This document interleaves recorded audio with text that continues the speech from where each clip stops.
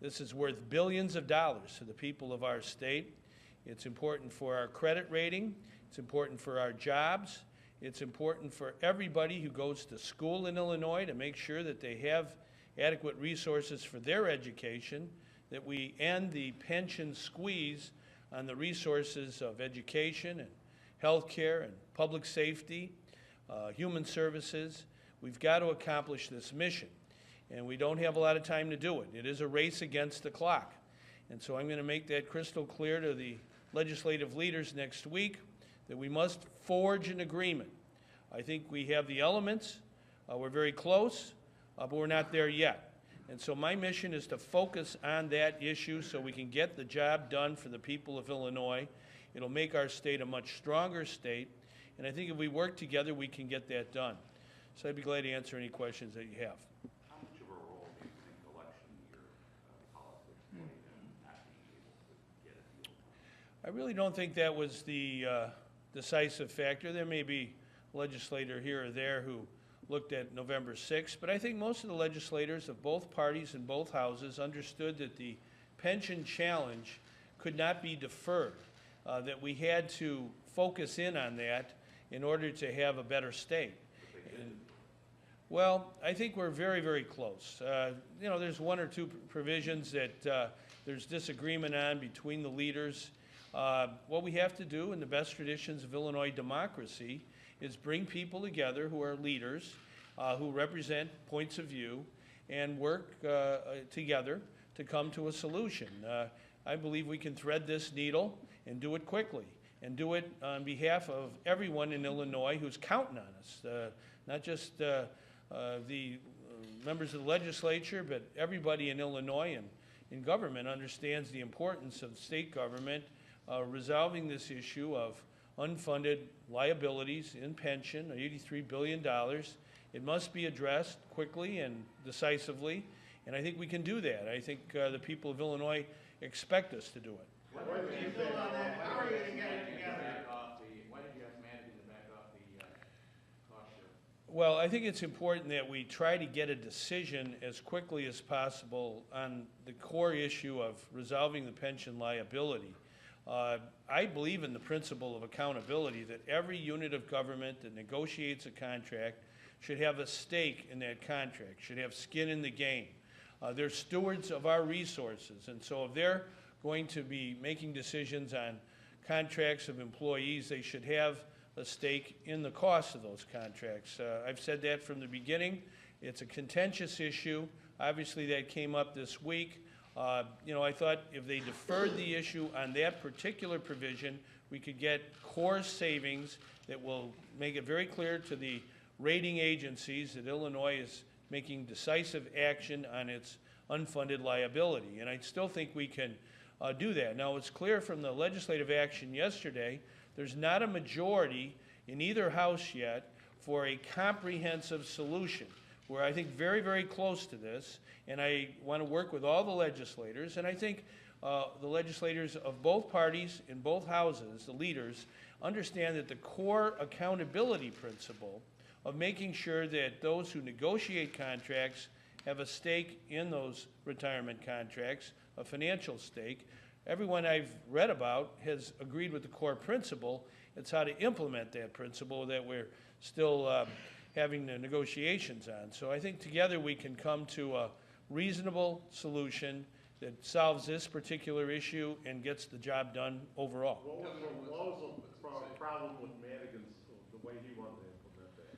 Well, that obviously did not have the votes yesterday in the General Assembly, nor did the proposal of Leader Cross. So what we have to do is find common ground between both proposals. I think Leader Cross in his testimony to the House committee acknowledged, as so did the Leader Radonio and President Cullerton, all of us acknowledged the core principle that those units of government cannot be free riders. They must have a stake in the cost of their employees' retirement. They can't be able to negotiate the contract and then hand the bill off to someone else. The principle is, how do we implement that accountability for those units of government? There's disagreement on that. I think that can be negotiated. I think folks can come together and come up with a plan. I do think we're close, but we're not there yet. And it's my job to bring everybody together and forge an agreement that is fair to all, that all can agree with. We can get a majority in both houses and pass this into law. Can you build on that, how you're close, how the next few weeks where you apparently are going to get it together are going to be different from the last few weeks where it's not together? Well, I think now the focus is really on the pension reform issue and only that issue. I think that the challenge of our time is to reform this whole pension situation in Illinois. It's been festering for 35 years, for decades. It's been pushed under the rug over and over again. I think everyone in the state understands that this is central to our state moving forward, that we must resolve and reform the public pension situation with all its unfunded liability. And so I think these next few days give us an opportunity to focus in on this particular issue, arrive at a common agreement that we can get a majority in both houses to support. And I'm very optimistic that we can do that. Everyone at the table, I think, is a person of good faith who understands how central this issue is. I'm going to recite again to everyone that we're racing the clock, that we have little time to spare. Time is of the essence. This is not something that we can meander on. We must focus on pension reform like never before. And if we do, I think we can accomplish something that will last in Illinois for generations. What do you plan to do with the gambling expansion bill? Well, I haven't seen that bill. I don't exactly know all the details of it. We'll take a look at it when it arrives. You know what it says. What's your position? I can tell you what my position on the whole issue of gambling is. I believe in a strong ethical framework of oversight and integrity, no campaign money from gambling interests. Those are things that I've said over and over again, and I'll keep saying them. Those are deal breakers then. Those are deal breakers. You'll veto this? That's how I feel. I think that's how the people of Illinois feel. Senator Link said there's a rider bill that would address those concerns. He wants to pass it in November. You know, How does that deal? I just think the important things is what I just said. The people of Illinois want to have integrity in their government from top to bottom. That's what it's all about. That's why we're here. We're here to make sure that things are done right and cleaned up. And so we're not going to go in the direction of any other place than integrity. You just mentioned slots of trash. Is that still a deal breaker? For me, the issue is integrity, as I just said.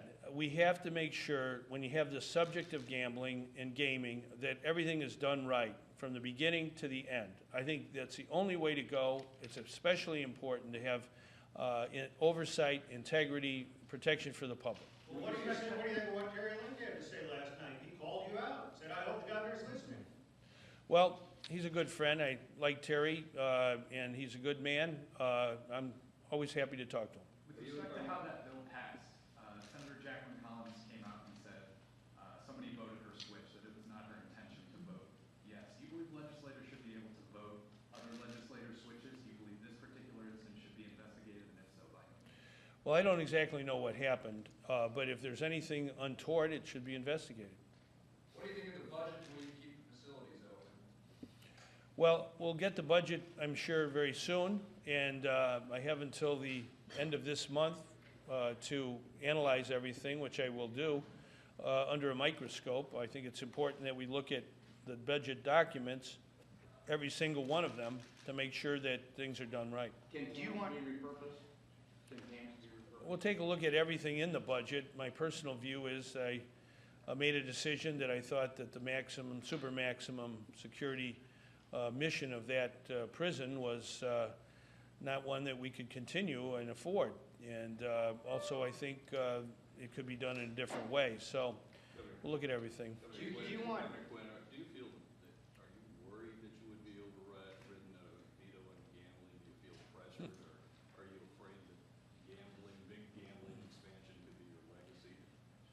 My view is if I stand up for doing it right, having integrity, having oversight in every part of government, whether it's gambling or anything else, then the people will be, I think, happy with my work as governor. You know, here we have Abraham Lincoln over here, you know, he said, always do the right thing. You don't have anything to worry about. Follow your conscience. My conscience says that when it comes to any issue in government, that we must have integrity, strong, no-nonsense ethics standards, and if we apply that over and over again, we'll be a better state. Do you want pension reform done before you sign a budget?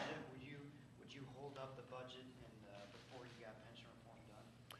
Well, I think we can move with dispatch on the issue of pension reform. That is going to be my sole focus here, that we must accomplish this mission, and we can do it with people of good faith. The core principle of having every unit of government that negotiates a contract and has retirement costs in that, that government has to have some accountability. I believe in that. I think it's important that we implement that principle in any kind of pension reform law that we enact.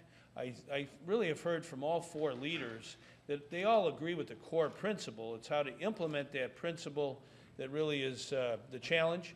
And I think we can, with people of good faith, come to a agreement, forge an agreement that works for all and gets a majority in both houses. Will you keep the Jacksonville Developmental Center open? I didn't hear you. Will you keep the Jacksonville Developmental Center open? I've already made my position clear on that. You know, we have to deinstitutionalize in Illinois. We're moving to a different system with respect to helping our citizens who have developmental disabilities. It's going to be based on community care. I'm not going back on that principle. I think it's the right way to go. It's very difficult, obviously, for people who are working in an institution that, you know, it's going to be an adjustment. But with respect to the workers, I know they can do well and go forward. We want to work with them in a positive way. But most importantly, we want to have a system in Illinois of community care that allows for independent living by those with developmental disabilities. We want to give them full opportunity to live their life and their potential to its fullest extent. And I believe community care is the way to go. Governor, do you have a drop dead deadline? Do you have a drop dead deadline to when you want pension reform to be passed? 2 weeks, a month? Well, as soon as possible. I think it is something that was within our grasp. We're close. And I really feel that all four leaders feel, as I do, that this is imperative, that it must be done.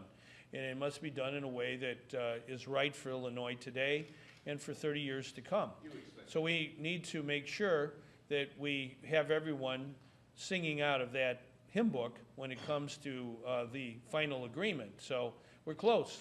I don't think there's a lot of differences. I think the framework is pretty close for the majorities in both houses, but we still have a little work to do, and we will get it done. You'd expect that to be before the end of June, is what you're... Well, we're going to meet next week. I hope we can make significant progress on this provision that is in dispute, and I really feel it's threading a needle so all can feel that it is acceptable to their caucuses and they can get a majority of votes in both houses for pension reform.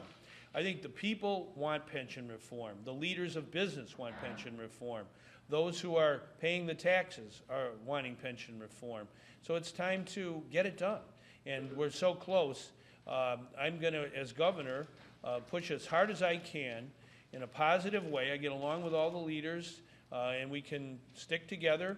I said my father was in the United States Navy, and one of their mottos when he was in the Navy in World War II is, we stick, we win.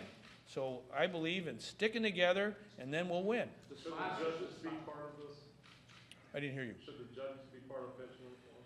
Well, I think the Speaker of the House laid out a good reason why they're not part of it. We don't want anyone looking at this as potential conflict of interest. So I think this is the way to go. We're looking at a major matter in Illinois, probably one of the leading law cases of our time.